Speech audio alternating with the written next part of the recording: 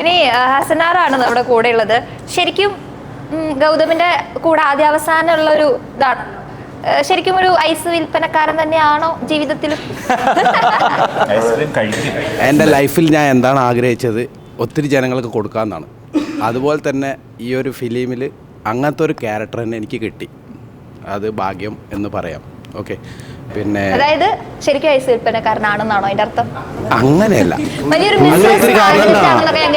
അല്ല, എന്തില്ല എന്നുള്ളതാണ്. അപ്പോൾ ഈ വൈകോട് മറ്റേ ഒരു കാര്യം പറഞ്ഞ പോലെ തന്നെയാണ്. എന്തില്ല, എന്ത് കണ്ടാലും അത് കൈവയ്ക്കും. ഇപ്പം സിനിമയാണ്, സിനിമ പാഷനായിട്ട് ഇങ്ങനെ ഓടിക്കൊണ്ടേയിരിക്കുകയാണ്. സിനിമയിൽ വേറെ ലെവലാവണം. ഇത് ഇന്നത് അഭിനയിക്കണം ഇന്ന സാധനത്തൊന്നുമില്ല. ഗൗതമിൻ്റെ കൂടെ ഞാൻ ഉണ്ട്, പൊയ്ക്കോ. അത് 2 വരെയുള്ള ബുക്ക് 2 എഴുതി തീർന്നാലും തീരില്ല, അത്രത്തോളം പറയാനുണ്ട്. എൻ്റെ കൂടെ ഉള്ളത് എൻ്റെ കുറ്റങ്ങളാണ്. അപ്പൊ പിന്നെ കുറ്റങ്ങൾ പോലും പറയാനാണോ 2 വരെയിട്ട ഒന്നും പറഞ്ഞില്ലെങ്കിലും പിന്നെ മമ്മൂക്കാൻ്റെ അടുത്ത് ഒരു പ്രാവശ്യം ഒരു ഇൻ്റർവ്യൂവിൽ ചോദിച്ചിട്ടുണ്ടായിരുന്നു സിനിമയ്ക്ക് എങ്ങനെയാണ് വന്നത്. അപ്പോൾ പറഞ്ഞു മമ്മൂക്ക അതൊരു നിമിത്തമാണെന്ന് പറഞ്ഞു. എന്നുള്ള പോലെ നമ്മൾക്ക് എന്താണോ എഴുതിയിരിക്കുന്നത് അത് വന്നു ചേരുന്നുള്ളതാണ് എനിക്ക് മനസ്സിലായത്. പിന്നെ ഈ സിനിമ ക്ലാ ക്ലീക്ക് നസ്രിയ തിരിഞ്ഞോക്കി എന്നുള്ള ആ പേര് ഫസ്റ്റ് ആര് കേൾക്കുമ്പോൾ ഒരു ഇഷ്ടപ്പെടുന്നില്ല. അപ്പോൾ ധനുഷ് പറഞ്ഞതാണ് എനിക്ക് ഓർമ്മ വരുന്നത്. എന്താണെന്ന് വെച്ചാൽ എന്നെ പാത്താ പിടിക്കാതെ പാക്കത്താൻ പിടിക്കുമെന്ന് പറഞ്ഞു. എന്ന് പറഞ്ഞ പോലെ ഈ പേര് ആദ്യം കേൾക്കുമ്പോൾ നമുക്ക് പിടിക്കില്ല, ഇത് എന്തെന്ന് അങ്ങനെയൊക്കെ പോകണമെന്ന് പറയും. പക്ഷേ 1, 2, 3 പ്രാവശ്യം ഇത് പറയുമ്പോൾ ഓട്ടോമാറ്റിക്കായിട്ട് ഇഷ്ടപ്പെട്ടു പോകുന്നുണ്ട്.